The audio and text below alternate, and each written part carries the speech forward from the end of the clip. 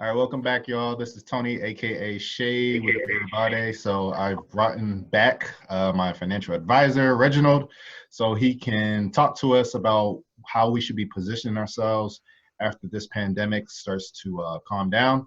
I'm sure everyone is waiting for their stimulus check, and rather than just spending all of it, if you can, you do want to invest just a portion of it so that you're just planning for your future. So I thought this information will be important, and this is why Reginald is here again, and he's gonna kind of just talk with us, and I'm gonna ask some questions that I'm, curious about, and then we just gonna let it roll. So stay involved. If you want to take notes, then definitely do that. At the end of the video, I'll definitely leave Reg's contact information. So if you want to contact them for anything, then you can hit them up, and y'all can just chop it up. So Reginald, how are you doing? Good, Tony. How are you? I'm doing pretty good. So as good as I can be doing, since everything is chaotic, and we're just going through the mess that we're going through. But I'm That's sure for great. you, yeah, Yes. I know the financial businesses or the sector is supposed to stay open, right? Because you're an essential business. Is that right? Well, partially in the sense that the large firms uh, are open, but as you know, advisors in most cases are really uh, independent business people, individual practices. So again, the general consensus coming from the main brokers is that we follow the CDC and the government guidelines regarding this situation that we are in currently. But having said that, though, there are also financial implications in what we're going through. As you're aware of, you've seen the volatility of the market since all this has been happening. But having said that, I'm quite open to whatever questions that you have, and let's try to touch bases on this with your viewers. Okay. Okay. So you're a little bit choppy from my end, but we're gonna make it work. We can still hear you, so we're just gonna do the best we can. We're gonna go through it. So the first thing I was thinking about when they was talking about the stimulus checks was that, okay, I'm blessed where I don't have to use it to pay bills, and I wanted to put it somewhere where I can invest it and let it grow. So I guess so. My first question is, what are some of the things someone like in my position should be thinking about as far as where to place the money? So, we understand diversification, ETFs. Like, should we put in another vehicle? Like, can you kind of explain what we should be thinking about right now? Well, great question.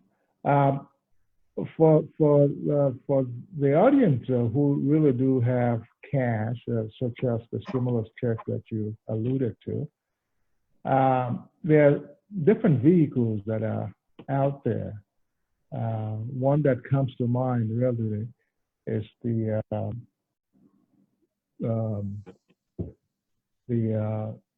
access of you getting into what do you call it?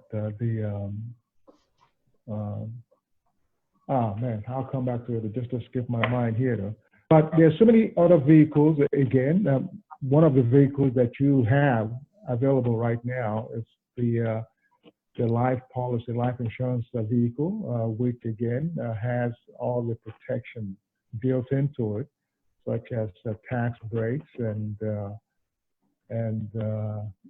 taxation, no taxes on gifts, no taxes on your returns on policies, and income derived from policies. So that's one vehicle that you have available to put in such money. Buying a life insurance policy that will be structured in such a way that the focus is on the cash value or the cash returns on the policy. That's one vehicle. The second vehicle, coming back to mind now, is the IRA, individual retirement accounts, such as for yourself, who's a private person. You can put in some cash, and the government is also has the maximum that you can put into such vehicles. The Roth or the regular IRA, individual retirement account.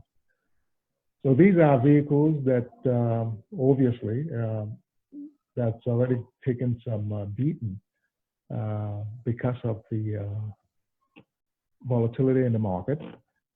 But I will say that this is the best time for either those who are coming into the investment for the first time, or even those people who are already in the investment arena. So stocks are pretty much low right now. So basically, you're buying it on a discount basis. Again, I'm not speaking about going individual stocks, but going through a vehicle such as the Roth or the IRA vehicles or the mutual fund with the objective in mind of where you stand in terms of risk tolerance, in terms of the time frame that you're working with as well. Because you and your audiences and the younger generation, it wouldn't be the same outlook for somebody, say for instance, in my generation, who retirement, putting money away for retirement, you don't want to be on the risk end of it because you don't have much time to be able to go through another market cycle. That's important.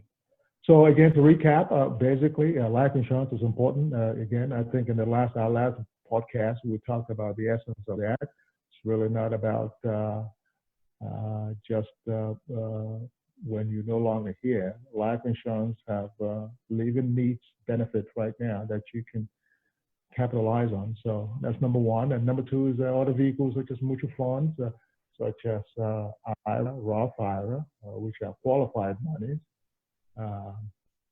And then, of course, annuity as well. But the annuity portion of that is that you're looking at the long-term overview. Okay.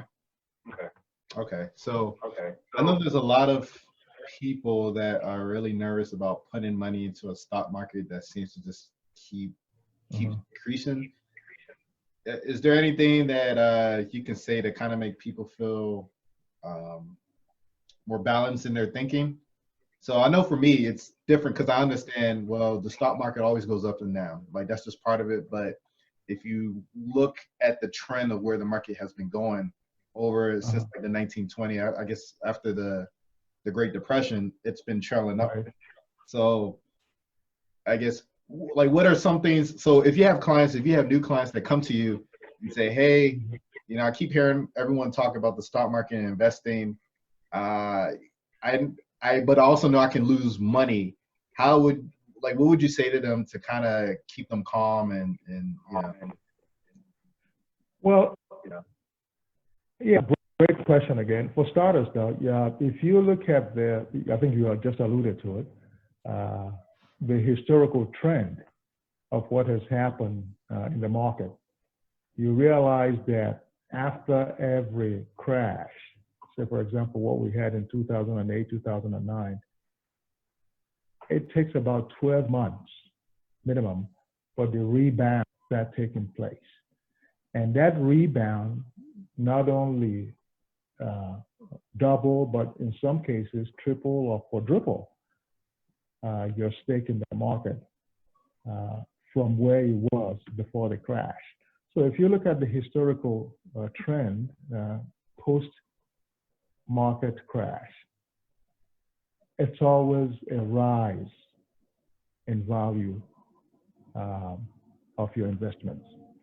So I've got clients who are very nervous right now because of the drop in the market. But the best way to handle such situation is to have a long-term approach.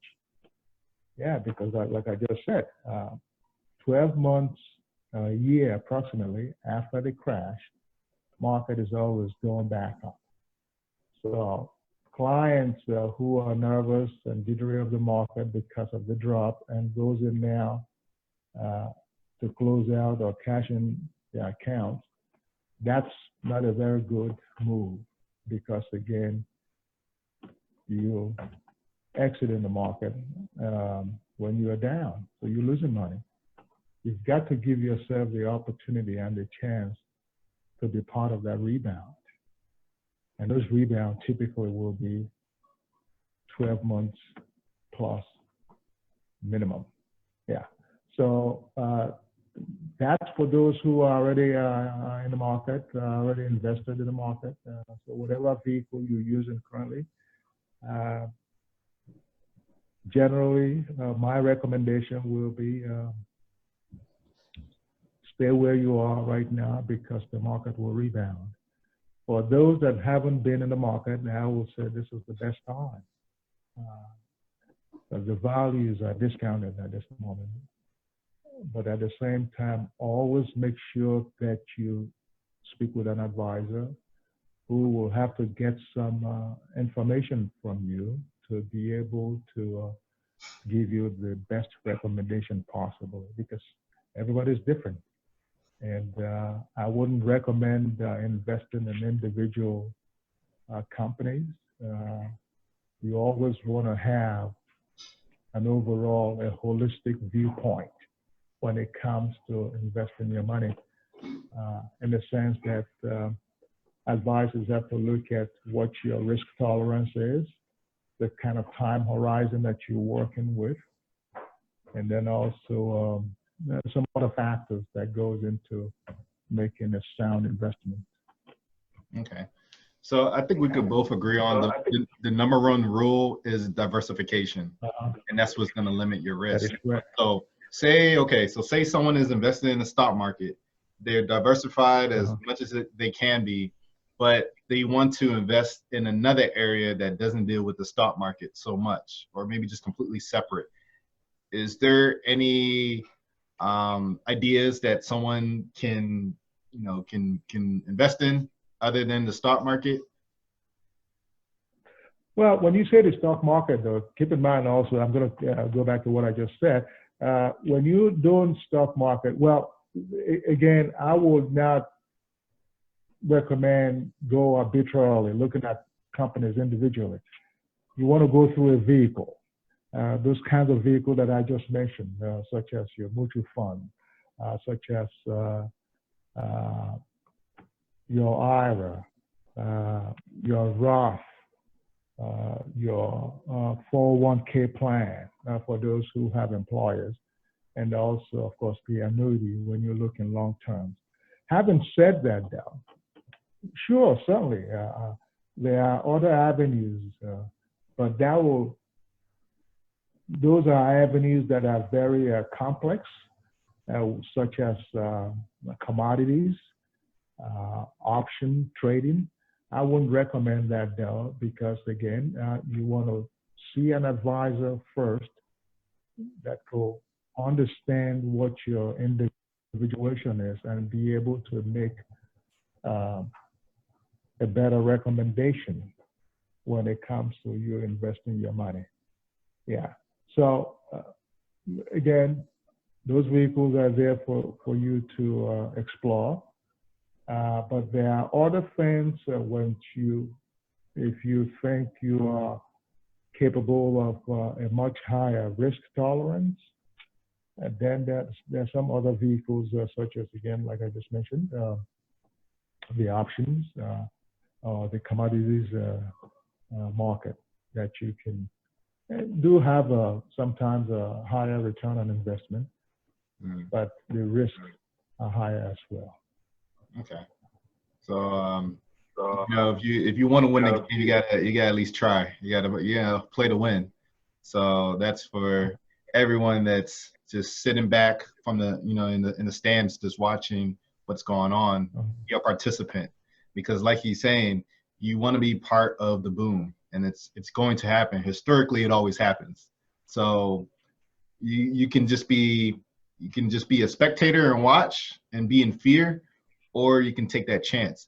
And one thing that I learned from someone else that I watch, what he said, okay, to make investing easy, all the products that you buy. So say you buy, okay, so Nike shoes. Say you spend $100 to buy Nikes. Well, what he said was, I match it. So match it 50% or match it 100%. So the same money that you spent to buy Nike shoes, take that same amount or half of it and invest in Nike stock. That way you could kind of balance yourself. So if you want to spend like you want to, then you at least know that you're also putting a stash away.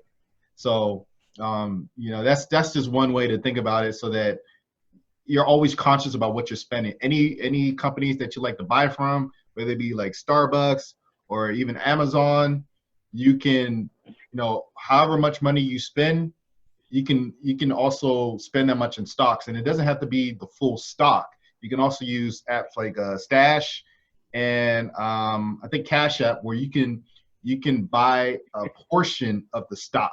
So I know for Amazon, like really expensive. I think it's like $2,000 or maybe $3,000 for one. Well, I think Amazon closed out at 2,000 and almost 2,3/4 on Friday. So you're right. But to piggyback on what you were saying, you're absolutely right, because and that process is called cost averaging.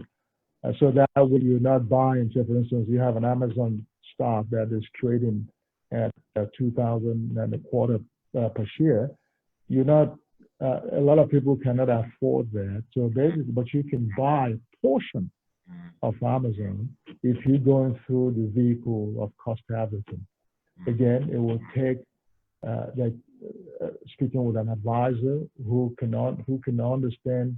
understands, how to structure that in the form of cost averaging, where if an Amazon stock is where your interest lies, of course, then there are other ways of investing in a company such as Amazon without breaking the bank.